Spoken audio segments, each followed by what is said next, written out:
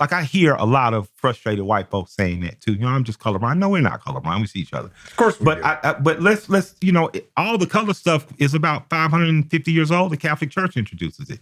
It needs a reason in Spain to say these people are Moors or dark. These people are Jews. These people have to be expelled. These people have to be subjected to servitude. So they get permission from the Catholic Church. The Catholic Church then pushes the idea of racism and the lower beastly races being able to be used by the Catholic Church more. And it goes on for a few hundred years. And then eventually the UK, other places started to ban it. America bans it. But racism was introduced via a power in the church that should never have been. And with that said, Jane Elliott has an amazing... Who? Jane Elliott. Okay. She's a woman who after... I think you've told me about I've told you about Jane. But I want you to watch her documentary because it kind of talks about... She says, there's no purely black or what purely white people say. We're all shades of brown. You know what I mean? And, sure. And essentially what made you lighter and me darker is whoever walked out of Africa into Europe, got lighter, hair got longer to cover it, eyes were lighter, more recessive genes happened, and you stayed in Africa close to the equator, your body had to have more dense melanin, so the sun doesn't damage it. We're human beings. We are. What color did Stan call me the other day? Mauve. Your mom? I'll give you that. I'll give you that. He called me mauve. But what? So your question, I just wanted to make sure that I was on the same page as what you were saying. So, I mean, I don't give a shit what color you are. Yeah. I care about what you do or don't do. If the cops pull us over, I give a fuck that you do the talking first. Say that again? If the cops pull us over, I give a fuck that you do the talking. And that's something I'll never understand, right? Yeah. And I'm not being a smartass about No, I know. it. So that kind of shit I do appreciate. Yeah. Just from the perspective of it's not something I'll never know what it's like for the women to carry a child or anything else. Yeah. There's certain things I'll never get to, and grateful that I don't have to experience. But I mean, I think our life is so short. I woke up with her this morning, and I've been trying to tell myself when I get up, like, don't waste today. Yeah. And I mean, we're not children, and you and I got some gray. Yeah, we got some gray over here, yeah. And it's like, what do we got? 40 years, 30 years, 50 years? Yeah. If we're like If we're crazy lucky, like if we're like old people. It's crazy to me. You don't seem like you waste a lot of days. I mean, I wake up some days, I go on your shit, I'm like, man, let me go take my 3-mile walk. I'm not going to waste a day. You're already up on the fucking suicide line doing balances and shit, holding knives and guns and shooting shit like that. And you don't look like you wasted a lot of days, man. But what if you could still be doing stuff but have a bad attitude? I understand. And I do that too, where I mean, I have to apologize to her. I'm sorry I'm being an asshole. Yeah. And it's not like I'm maybe being an asshole to her, but I'm, cursing at drivers out the window or just being an angry jerk because shit ain't going the way I want. And we do all this training stuff. He and I were talking before we started about martial arts. Yeah. That stuff's fun, but I don't have like blown discs in my neck for fun. I do it so that if somebody tries to hurt me or my family, I can protect myself. So like, I don't want to protect an asshole. Yeah. So I should be like worthy of protecting and be like a dad or a brother or a friend that's worth protecting. So that's kind of like my thought. And I think that's the people that come train with us. So when you talk about, what I love about watching you and you're talking about training, when you talk about holistic approach, you talk about situational awareness. I've seen you do things in terms of safety, how to stop bleeding, how to, you've done more than just, hey, this is how to carry a gun and look like you're John Wick. What brought you to guns? Sure. And what brought you to the holistic, and what is the holistic approach in terms of gun handling and firearm ownership and use? Sure. That's a good question. So this guy, you train decades, right? Martial arts. Yeah. So like he's got all this training. Humbly. But you're in saying that means that you're truly an artist, because if some dude that spent a couple months that you grab assing around with his buddies, that guy doesn't know anything, but you start to know enough where shit, I know some things, so that means I don't know what any of these dudes know. Absolutely. So I don't want anybody to put their hands on me unless I have to. You don't know that, like you saw his pocket knife. Like you looked at that and you're like, oh, dude's got a pocket knife on him. Check, like you start seeing that stuff and thinking about it. It's the gun is the ultimate defense. The ladies here, I think every dad should make their daughter capable with a firearm. So my 28-year-old daughter is in here. She just asked me for a Glock today, and I told her we'd have to do classes before. We just were on the phone with a friend of mine today that let us know his daughter just got raped at college, and they're doing nothing to the guy, and it's there's a really shitty story around it. That's the 10th friend of mine whose daughter got raped in college, and I knew her as a little girl. I was crying listening on the phone. I'm like, man, this is freaking horrible. And a gun doesn't fix that. Yeah, a gun could have in like a split second, but why are you with this dude? Where were you? All of these different things, and it's a simple tool that in a very narrow parameter of bad things, it's the solution. Yeah. Right? I can't fix a nut with a hammer. I need a wrench. Yeah. So it's for a specific problem, but when you need it, you need it. Right? How important is gun ownership and gun and preparedness for use for Americans right now in these times? You asked a minute ago when I derailed you into the race thing for a minute. We are the last country on earth that has the freedoms we have. I know people will listen and they're like, F that, I want to go to this country or that country. You don't.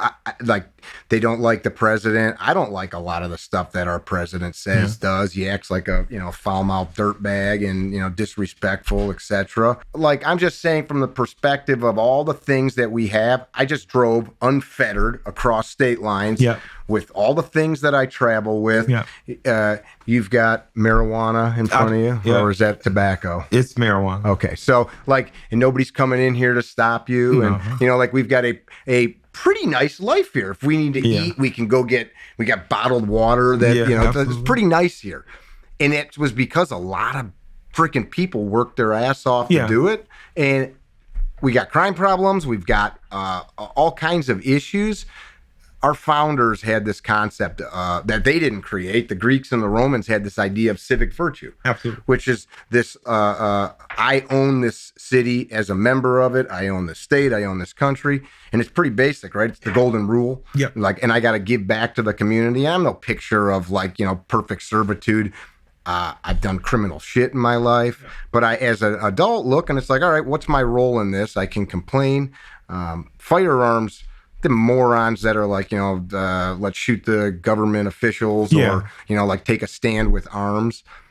That's a folly. You're not going to fight the government. A bunch of hillbillies aren't going to go fight the government with their rifles and win. And guys will hear this and they'll hate me for it. I was involved in politics for years. We passed legislation on a statewide level and was involved in cases up to the U.S. Supreme Court. Could hillbillies not do it though, Mick? I mean, you think about it. So no, because it requires leadership. It requires organization, service, or organization, sacrifice. You ain't going to see your wife for the next couple of months. You're going to be egos. Yeah, it's just me and you in a ditch. Selfless. So what about the people who pop up and say, well, the only reason you guys won the American Revolution was less about you had an organized militia, in which we did. George Washington had a hell of an organized militia. It's Black History Month. Shout out to Crispus Attucks, who was the first person to die in the Revolutionary War. True. Having to be a black man, but that's for all Americans. But the thing about the Revolutionary War, they say part of the reason we won was guerrilla warfare. You had farmers who were armed with long guns. And if the redcoats were marching 12 miles or somewhere, by the time they got to the march, they lost half the platoon because farmers would pick out from trees. But even that, I guess, would be organized because farmers would have to be communicating amongst each other. The redcoats and they were not fighting what is now the United States government with trillions of dollars of weaponry. And people that hear me sometimes, recently guys were calling me like a liberal, anti-American bootlicker. I'm the farthest thing from it. But I've got friends that are Green Berets, Army Rangers, absolutely. Navy SEALs. No, we're not going to go beat these guys up. I've got a friend that flew an F-16. We're not going to go stop these guys. But how do you do it? Well, you change who's in office. You change who's your mayor. You and I used to talk about this stuff. Hyper-local politics. Yeah, change what you can locally. Because the mayor is the guy that goes and runs for state rep or state senator. And that guy goes and becomes the governor or that girl. Absolutely. And so and then we have, go look at voter polls. People don't vote. So the thing about this gun thing, we've kind of got this idea in our space, Bennett and I, control what you can control. Absolutely. I can't control either of you guys. I can't control anybody but me, what I do, who I talk to, how I talk to them. And I can control hey, if, he and I were just talking about firearms before we started. If my friends and I all make good choices with our firearms. That doesn't mean shooting the right guy, but I train safely. Yeah. I know what I'm doing. I know and understand the law. And then I couple that to a mindset of not engaging in violence that doesn't need to be. Yeah. Well, that's really good because now cops aren't doing stupid stuff they shouldn't have to do. And then in addition, maybe I'm like raising kids that are not growing up to be. The mindset of the typical carry trainer person seems to be a lot more grounded in actual day-to-day. I like you and your content. I like Maj in his content. Oh, yeah. I like Colin Noor in his content. For Wild Times, I like Black Rambo. Because he just I was goes just with out there. him. We were just with Black Rambo the other He's day. just shooting shit, and I like him a lot because that's the fun factor. But he acknowledges safety, and and you can tell he's around someone that's a lot more centered. But you seem to be really on a day-to-day mind state. You deal with more than the weapon. The weapon is almost like the final thing because you talk to people about their mind state, their spirit, how they're feeling. What brought you to a point where you said mind state matters as much as technical skill? Because I've seen you train people. Which matters way more. Talk to me. Well, like as skilled as he is, right? Years of training, experience, even tools. If he's not paying attention, sitting at a coffee shop with you, somebody could walk up behind him and crack him in the head with a 9-iron or a brick. And that's Muhammad Ali could get knocked out from somebody if he's not paying attention. So you've got to couple that to, and it's not even just like, where do I sit in a restaurant? How about I don't go places where this shit goes down? Or, stuff's getting rowdy, time to go home. And that's all really easy stuff. Or for example, somebody's barking at you in the street, you say, I'm sorry. And it's not about being a bitch. It's okay, let me weigh the odds here. I beat this guy and he never touches me. Cops show up, I'm screwing around with them. They look in my car, they see, some stuff in there, or just whatever. Maybe my registration's not up to date. Now, and now I'm just, I just turned to deal with other. That just happened so to Bear. stupid. Bear just got cursed out. Oh man, it was it's amazing. just so stupid. We're dudes. We're We're dudes.